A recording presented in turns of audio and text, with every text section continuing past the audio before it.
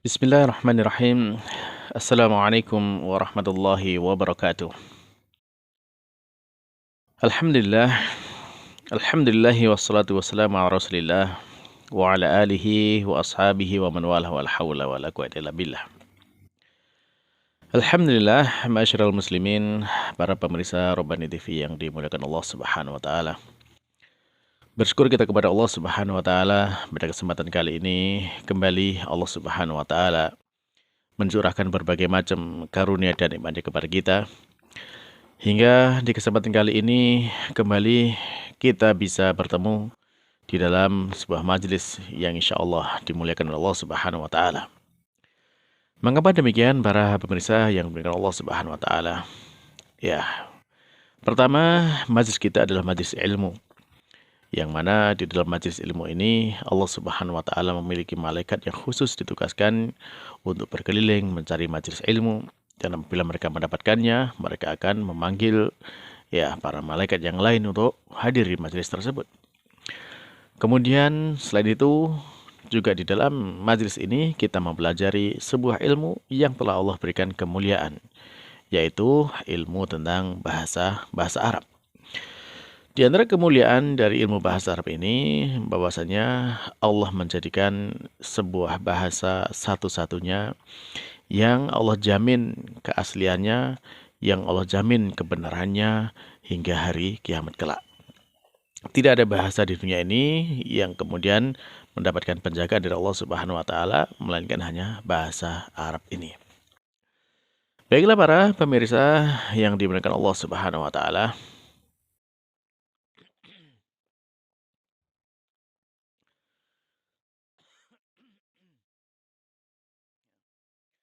Di kesempatan kali ini, insya Allah kita akan kembali melanjutkan pelajaran kita, masih dari kitab Ad-Durusul Lughah Al-Arabiyyah li Ghairi Nataqiyin Biha, karya Dr. F. Abdurrahman, terbitan dari Islamic University of Madinah. Dan pada kesempatan kali ini, insya Allah kita masuk kepada pelajaran terakhir dari kitab jilid pertama, yaitu pelajaran yang ke-23. Pertemuan yang lalu kita sudah membahas tentang dialog sebagai pengantar dari pelajaran ini, dan kemudian juga sudah kita selesai dari latihan yang pertama. Dan insya Allah pada kesempatan kali ini kita lanjutkan kepada latihan yang kedua. Nah, untuk itu silakan dibuka bukunya halaman 121. Halaman 121. Nah, baik. Kita baca perintahnya. Perintahnya adalah latihan kedua ya, Iqra waktub. Bacalah dan tulislah. Nah, di sini kita diperintahkan untuk membaca kalimat-kalimat yang ada di latihan kedua ini. Di sana ada 20 kalimat. Nah, kita baca dengan harokat lengkapnya ya. Harokat lengkapnya ya, huruf-huruf terakhirnya kita baca dengan harokatnya. Kemudian kita tulis di dalam buku tulis kita ya, sesuai dengan bacaannya. Jadi kalau misalkan harokatnya dhammah, tulis dhammah, harokatnya tanwin fathah, tulis tanwin fathah, sesuai dengan itu. Dan kemudian nanti setelah selesai mengerjakan semua latihan ini, kita cocokkan jawabannya.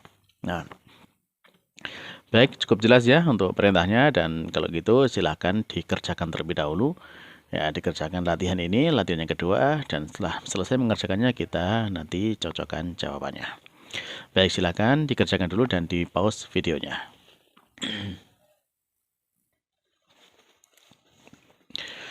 Baiklah para pemirsa yang dimuliakan Allah Subhanahu wa taala, kalau sudah selesai mengerjakan latihannya, ya latihan yang kedua ini dengan ditulis dengan harokatnya ya, dan kemudian ya dibaca tentunya. Nah, sekarang kita cocokkan jawaban dari pekerjaan masing-masing.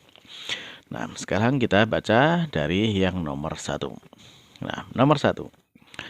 Di sana mu'allif memberikan kalimat yaitu hadza al-kitabu li Muhammadin wa dzalika li Zainaba.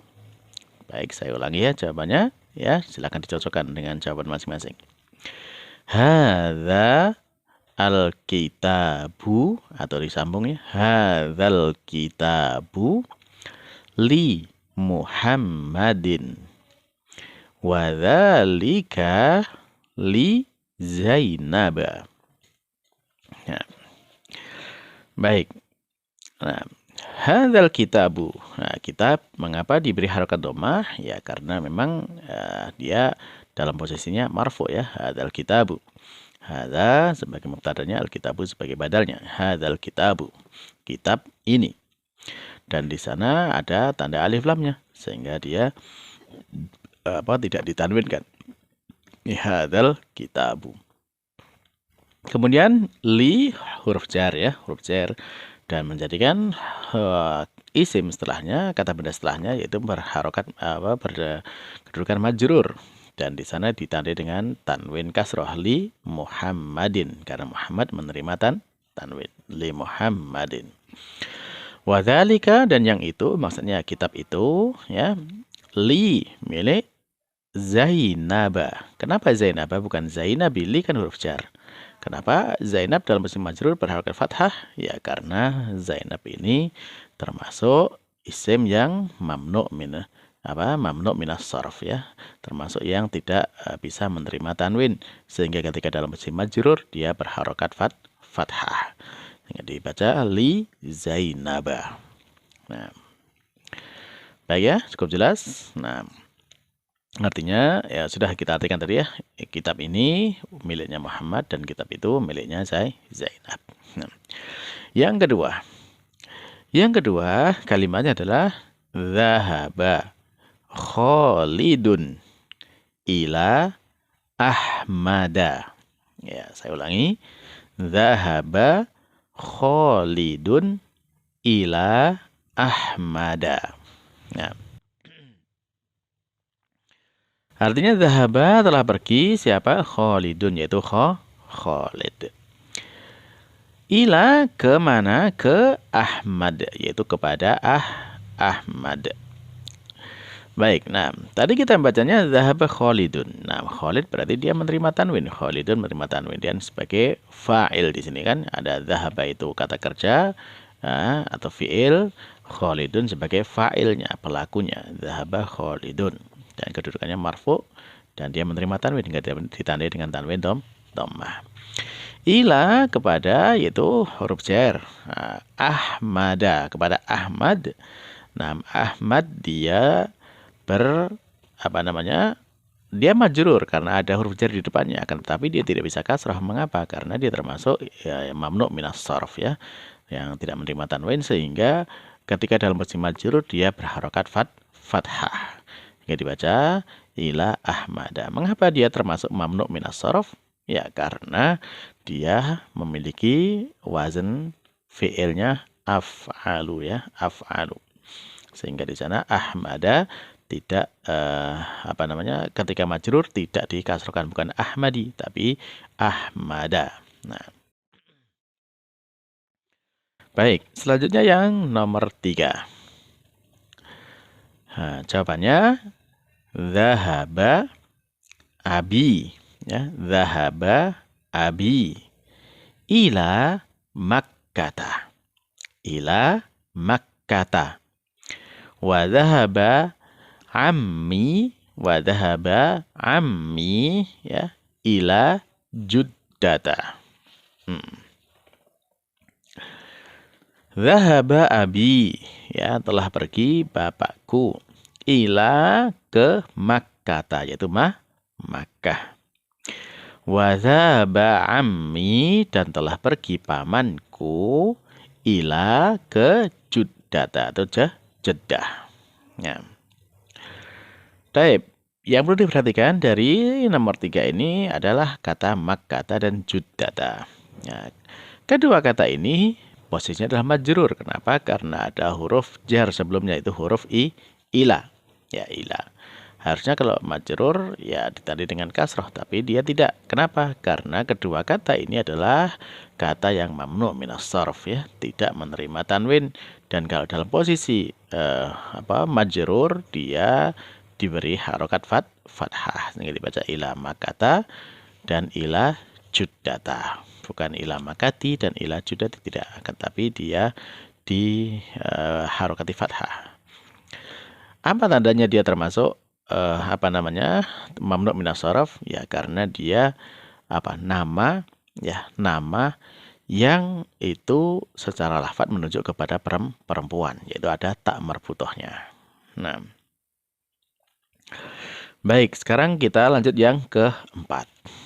Yang keempat. Ya, kalimatnya ukhtu Marwana. Ya, ukhtu Marwana. Maridotun. Maridotun. Ukhtu Marwana maridotun. Nah, artinya ukhtu saudari, saudarinya Marwan. Saudarinya Marwan, maridotun itu sakit. Nah, taib. Ukhtu, mengapa dibaca ukhtu?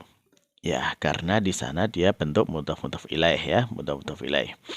Yang mana dia dimudhafkan kepada Marwan ya.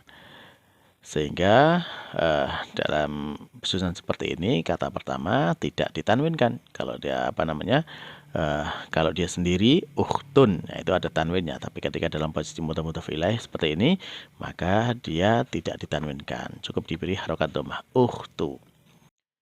Adapun Marwana sebagai mudhaf ilaih harusnya kata keduanya berharokat kasroh kan gitu. Nah, kenapa di sini tidak Marwana dibaca fathah? Karena Marwan itu adalah nama ya, nama yang berakhiran dengan alif dan nun. Ya, kalau nama berakhiran dengan alif dan nun, ia termasuk mamnu' minas sharaf, tidak menerima tanwin dan tidak dikasrohkan dalam posisi majrur seperti ini, atau dalam posisi dia yang seharusnya kasroh, sehingga tetap dibaca fathah. Ukhtu Marwana. Ya. Ukhtu Marwana. Maridotun. Ya, ukhtu Marwana berarti kedudukannya jadi sebagai mubtada, maridotun sebagai khobarnya. Nah, maridotun dia ada tak marbutohnya di belakang, berarti ini menunjukkan perempuan ya, karena ukhtu itu juga perempuan. Nah, baik, yang nomor 5, ya sekarang nomor 5. Di sana jawabannya adalah aina ya, aina zauju Khadijah. Aina zauju Khadijah. Huwa fi Landana atau Lunduna ya, ini London ya. Pertanyaannya artinya aina di mana zauju suami Khadijah, suaminya Khadijah. Maka dijawab huwa dia fi di London, Londona ya, Lunduna atau Landana ya. Dia di London. Nah, yang jadi pembahasan di sini pertama zauju Khadijah. Nah, suaminya Khadijah dibentuk sama seperti tadi ya, mudhaf ilaih ya.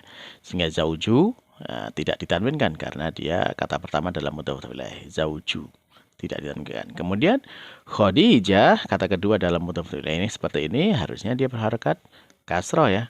Akan tapi Khadijah tidak dikasrohkan. Kenapa? Karena dia termasuk mamnu' minas sharaf. Nah, dan di sana ketika dalam posisi yang harusnya kasroh, dia diberi harokat fathah hingga dibaca zauju Khadijah. Mengapa? Tandanya apa? Kok dia termasuk yang mamnu' minas sharaf? Karena dia adalah nama perempuan. Nama untuk perempuan secara makna maupun secara lafaz. Jadi kalau nama digunakan untuk perempuan, baik secara makna atau secara lafaz, ya dua-duanya masuk di sini ya. Secara makna dia nama perempuan, secara lafaz juga dia tulisannya ada perempuan karena ada tak marfuthah di belakangnya. Maka ini termasuk mamnu' minas sharaf ya, zauju Khadijah. Dan demikian juga huwa fi Landana atau Lunduna ya. Huwa fi London. Dia ada di London. Nah, fi ini juga huruf jar ya, huruf jar yang seharusnya dengan ada huruf jar ini kata berikutnya majrur. Dan biasanya majrur ditandai dengan kasrah, tapi di sini London tidak karena dia termasuk yang mamnu' minas sharaf. Sehingga London dalam posisi majrur dia diharokati dengan harokat fathah. Ya dibaca huwa fi Lunduna. Baiklah para pemirsa yang dimuliakan Allah Subhanahu wa taala. Nah, 5 soal sudah kita bahas dan insya Allah nanti untuk soal-soal berikutnya kita akan sambung pada pertemuan berikutnya. Demikian yang bisa kita sampaikan. Ada benarnya dari Allah Subhanahu wa taala, adapun ada kekurangan dan salahnya itu dari kelemahan diri kita sendiri. Kita akhiri dengan doa kafaratul majelis. Subhanakallahumma rabbana wa bihamdika asyhadu an la ilaha illa anta astaghfiruka wa atubu ilaik. Wassalamualaikum warahmatullahi wabarakatuh.